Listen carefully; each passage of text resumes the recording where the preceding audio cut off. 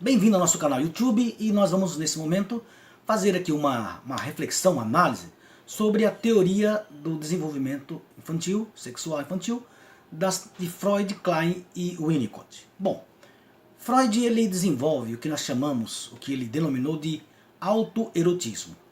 No período inicial da vida do bebê, esse bebê ele se relaciona com o seu autoerotismo, ou seja, com as suas necessidades, com as suas necessidades de satisfação. Por quê? Porque Freud vai entender, ele vai dizer que nesse período, por não ter um aparelho psíquico capaz de pensar, capaz de distinguir o outro, essa relação é o que ele chama de autoerótica ou narcisista, ou narcisismo primário. Bom, a partir daí, como que surge o aparelho psíquico na teoria freudiana? Quando o bebê ele vai tendo as suas necessidades satisfeitas, ele internaliza o que o Freud chama de sentimento de onipotência. O bebê se sente o que ele chama de a majestade do bebê.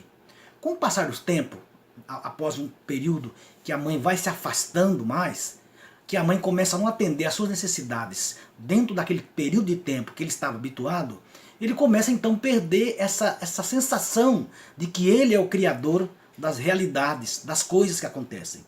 É a partir daí que esse sentimento de frustração, esse sentimento de demora para a sua satisfação, ele vai começar a desenvolver o aparelho psíquico.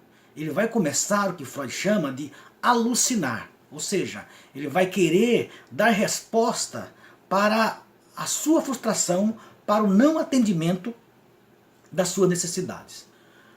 Melanie Klein, que vem logo após Freud, ela elabora a chamada teoria das relações objetais. Para Melanie Klein já não há o que nós podemos chamar de relação autoerótica.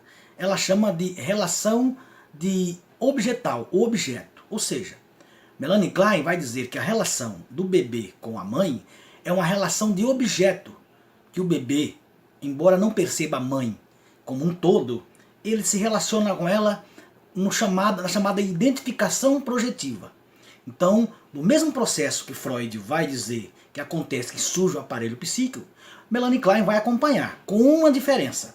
Melanie Klein vai dizer que há somente duas posições dentro desse desenvolvimento.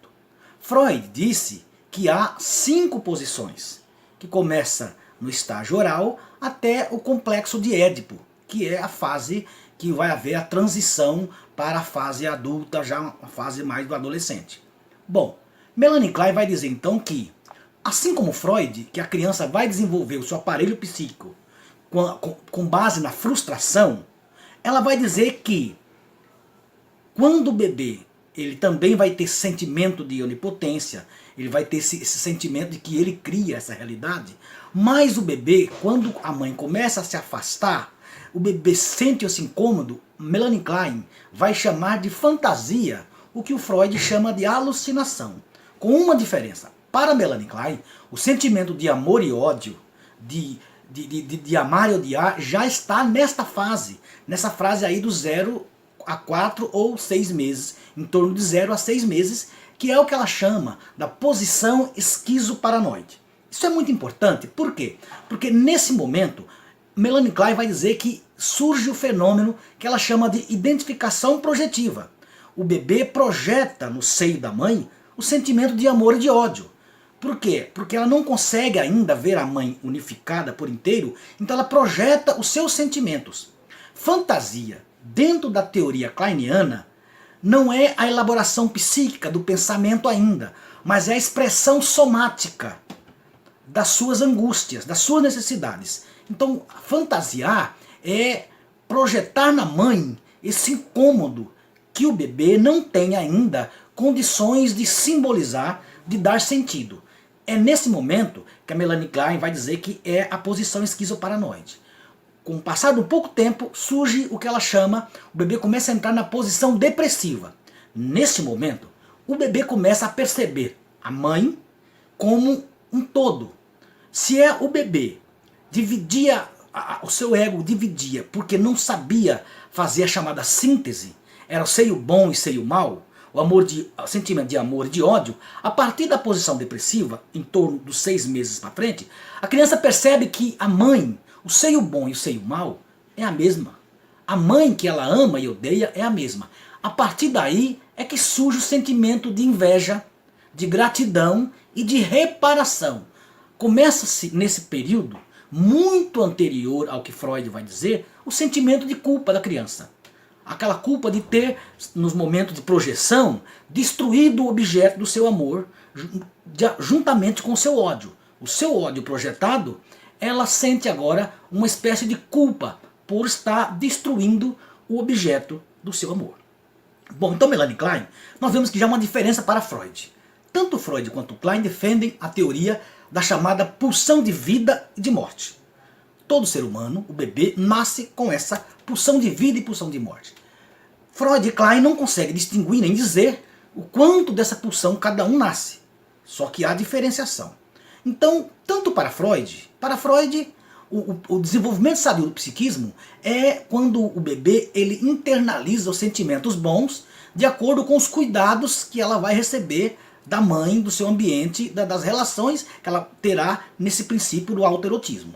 Melanie Klein vai dizer que a internalização do seio bom, os bons sentimentos, a segurança que a mãe vai fazer através da maternagem, vai fazer com que a passagem da posição esquizoparanoide para a posição depressiva faça com que o ego da criança tenha uma estrutura forte para poder então simbolizar, para poder desenvolver o seu aparelho psíquico e uma saúde mental melhor. Já Donald Winnicott, há uma diferença muito grande dentro da chamada epistemologia, da abordagem em relação a Melanie Klein e Freud, a Freud e Klein. Por quê? Porque Donald Winnicott ele rompe com essa dualidade chamada pulsão de vida, pulsão de morte. Basta, primeiramente, voltarmos à linha do tempo para saber que o período que o Winnicott está, que ele surge com a sua teoria, um pediatra, já era dominante a filosofia do chamado existencialismo. No existencialismo é o desenvolvimento do ser. Então, o Donald Winnicott vai dizer que todo ser humano nasce com uma potencialidade para o desenvolvimento. Veja, ele elimina a dualidade, a pulsão de vida e de morte. Ele elimina essa... Então o que ele vai dizer é o seguinte, que o que existe é o desenvolvimento do verdadeiro self e a interrupção do desenvolvimento.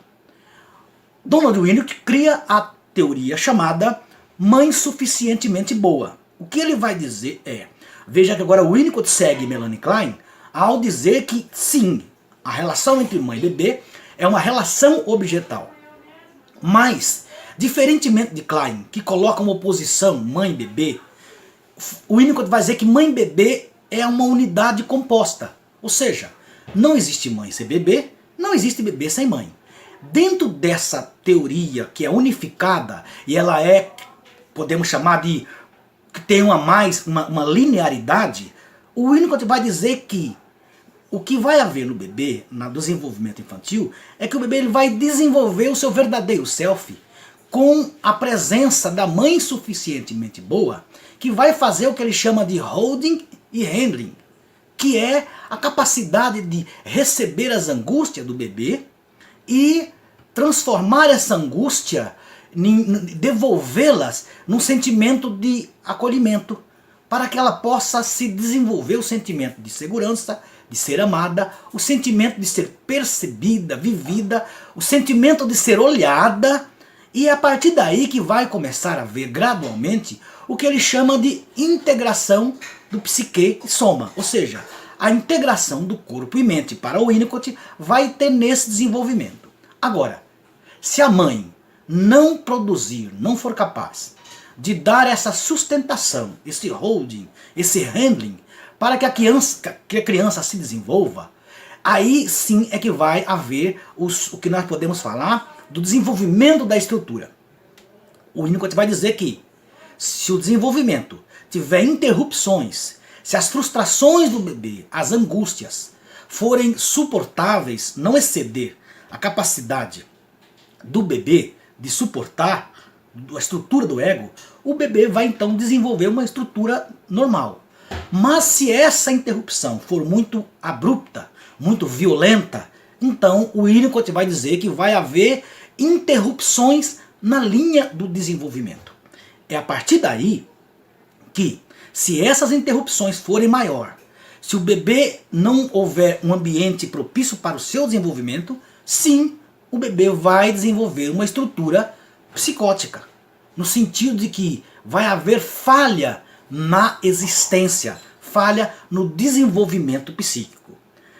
Trazendo para a clínica Freud, Klein e Winnicott, nós podemos dizer então que em Freud é necessário que o neurótico ele traga o passado para o presente para viver o que ele não viveu ou o que o seu psiquismo não teve condições de elaborar. Melanie Klein, na clínica, vai dizer que é preciso que o neurótico venha integrar a posição esquizoparanoide com a depressiva. É necessário que o paciente, através da maternagem, que é o mesmo, o amparo, que é o que o Winnicott vai chamar de holding, que na clínica, então, o cliente tem essa maternagem, para que ele possa elaborar ou fazer com que a posição depressiva seja superior, que haja uma integração do seio bom e do seio mau, para que ele desenvolva essa integração dentro do seu psiquismo. O Winnicott vai dizer que esta vivência do neurótico é viver o que ele não viveu. Quer dizer, na psicose, quando há ruptura, ele vai ter que viver esse período, essa interrupção. E para isso é necessário que o analista faça o que ele chama de holding, que faça o handling. Então veja que os três nesse momento, a única diferença para Freud e Klein e Winnicott dentro da teoria da psicose é que nós vemos que enquanto Freud e Klein a psicose se dá por uma experiência que foi vivida e não suportada pelo psiquismo, o Winnicott vai dizer que a psicose ela existiu por causa de uma ruptura do que não foi vivido. Então, dentro da clínica analítica, Freud e Klein vai dizer que o psicótico precisa reviver o trauma para que haja uma integração. Winnicott vai dizer que ele não viveu o trauma. E por não ter vivido, por a ruptura ter sido muito drástica, ele precisa viver o que não foi vivido. Ou seja, a experiência na linha do tempo foi interrompida. E aí, para que ele viva essa experiência que não foi vivida, e para que ele suporte a angústia, é necessário que o analista faça a maternagem. Então nós vemos aí um resumo, uma base de como os teóricos Freud, Klein e Winnicott elaboraram a teoria do desenvolvimento infantil. Na próxima estaremos falando de um teórico muito conhecido que nós não colocamos devido à sua teoria ser um pouco diferente. Mesmo tendo a sua nascente em Freud e Klein, especificamente mais a Klein, é Wilfred Bion, que ele desenvolve a teoria do pensar. Esse assunto merece um vídeo à parte, porque é um pouco mais complexo e exige um pouco mais de uma didática, de um pouco mais reflexiva, para nós podermos entender um pouco melhor sobre a teoria do desenvolvimento na psicologia.